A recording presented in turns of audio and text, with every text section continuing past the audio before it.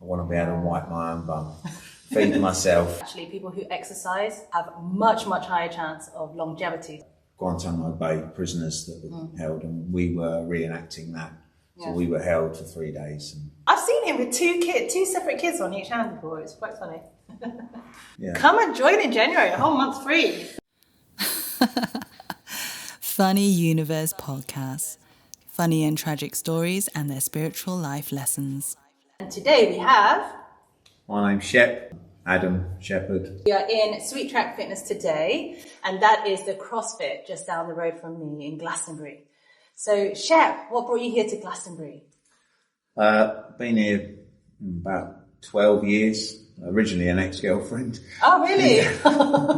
Wow, okay. That was what brought me here originally. Okay. Was she a CrossFitter? No, she did actually go, yeah. Okay. So, and then I attended a CrossFit class in the street, and then bought the business. And then I bought that business from the guy that started it.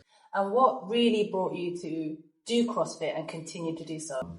CrossFit was still relatively new then. I was a firefighter in Soho in central London, and I need to be fit for work, but also as I've got older, I still want to be able to get out of bed. I want to be able to wipe my own bum, feed myself, and do stuff. I don't need to lift hundreds and hundreds of kilos, but I need to be able to function. Actually, people who exercise until later on in life have much higher chance of longevity, don't they? Yeah. Because it helps with brain function, it helps with longevity. And so what's the point in having life if you can't live for very long? Yeah. I mean, I could be sitting there with a blanket over my knees, looking out the window, or I could be in here coaching and then doing some exercise. And it's good for your mental health. It's good for your physical health.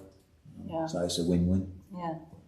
You told me some really cool stories, actually, because I remember when we were at one of our socials and you told me that you were selected to go to Guantanamo Bay. Is that true? So not actually to Guantanamo Bay, but a TV documentary around the Guantanamo Bay prisoners that were held, and we were reenacting that. So we were held for 3 days and questioned and marginally tortured.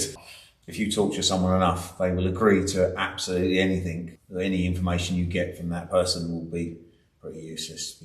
What was the worst, would you say? What, during that program? Yeah, in terms of torture. I mean, it was difficult in regards to stress positions, white noise, sleep deprivation, cold. But the sleep deprivation for me, I mean, as I say, I've been a firefighter for nearly 30 years, worked in the busiest fire station in Europe, so I'm used to being up all night.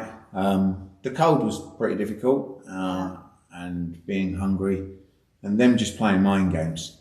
No idea what the time was. And then tricking you with moving their watches, playing bird song. You wouldn't know it was played through a tape, but they were just playing games with you mentally. Mind games. I mean, I only signed up for it because it was going to be testing me mentally, not so much physically.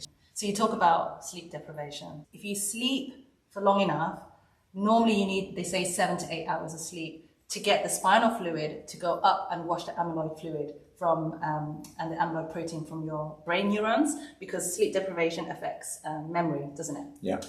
However, exercise, a lot of people don't know, is another life hack, because it pushes, again, artificially the spinal fluid up into your brain, cleaning the amyloid proteins from the neurons, helping with memory.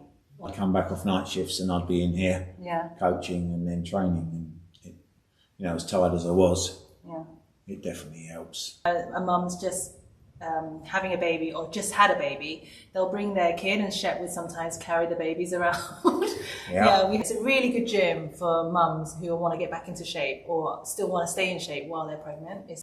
I'm the surrogate granddad. He is. I've seen him with two separate kids on each hand before. It's quite funny. I recently broke up with an ex-partner about 1.5 years ago, and I thought, well, I need to get back into shape, because when I'm in a relationship, I tend to put some love handles on, and then I thought, okay, I'm going to get myself back to normal. So I wanted to meet people, because I thought it was a really good community, because if you just go to like a normal gym, I would just be on the treadmill. That's all I'd be doing. Wearing headphones, probably. Exactly, not talking to anybody. Whereas I needed community because I realised coming to Glastonbury, I didn't meet anybody in the first 2 years because my ex-partner did not like people or talking to people in big crowds and stuff. So I actually didn't do any socialising. I moved here, didn't know anyone, and actually CrossFit was such a great way of doing it. And actually, this podcast is helping me find my tribe. You know, local business owners helping each other, propping each other up to promote each other and help the hashtag Visit Glastonbury, hashtag economy here in Glastonbury. And health sector is a massive sector that AI cannot take over because we'll always need coaches like you. Yeah. We'll always need you to show us the technique because an AI robot won't be able to show us physically how to do it. They're not going to be able to say, actually, you know, move your arm here, do this, you know, the nuances. Or they won't shout at us like you do sometimes. I mean, in a good way. Yeah, I mean, I think that you're right. I mean, as much as going to a traditional gym is okay, we've all got a comfort zone. We'll all do a bit and then think, oh yeah, that's enough. Or we go to the gym and we don't really know what to do. So when people come here, they don't have to think about what they're going to do because that's done for them. And then when they're feeling a bit tired and they want to rest, it's just a little nudge to say, come on, you can keep going. They're not screaming and shouting at you, but we're just nudging you to keep pushing and just get that little extra rep out or, you know, a little bit more weight. And that's what makes it work. So. Yeah, totally. And actually, I feel super proud of myself for what I've achieved since coming here. A year and a half ago, I could not do a single pull-up. That's the majority of the population, actually. Yeah. I could do hundreds now, like, well, not all in a row, but I could do a lot. And like, I never used to be able to do handstand push-up, but I can do them. And that's not to say that's what's expected of everybody, because I don't want people to get put off coming here, because you know, everyone has different levels to get to. We all have our own fitness journeys. Yes, you're not expected to know everything. So there are training wheels, there's training bands, there's different levels that you go up to. So if you come and join this gym, you don't have to worry about getting into the deep end, because there are things you can start off like smaller weights and build yourself up to it. I mean, we've got members from 14 years of age to 65 plus. And they're all doing the same class. They just might be doing a slightly different movement, but with the same stimulus. And the expectation is you put some effort in. That's it. I mean, I'm not expecting everyone to be smashing out loads of pull-ups. You know, we're all on our own journey, and that's, you know, to do with where you want to be and what you want to achieve. You look at the population of the local area and how many, like the percentage of actually people that do regular physical activity, you'd be appalled to know how many it was. You know, you're talking less than 3% doing exercise would be beneficial. And obviously I want people to come here because what we offer is different than some other gyms. And that, like you talked about, the community is what makes it. I absolutely love the socials. There's one where you're dressed up like Pocahontas and like wearing Ninja Turtles. It's quite funny. You're definitely not going to do that kind of stuff at a normal gym, you know, like a traditional gym with lots of weights machines and cardiovascular machines that people go to and wear their headphones.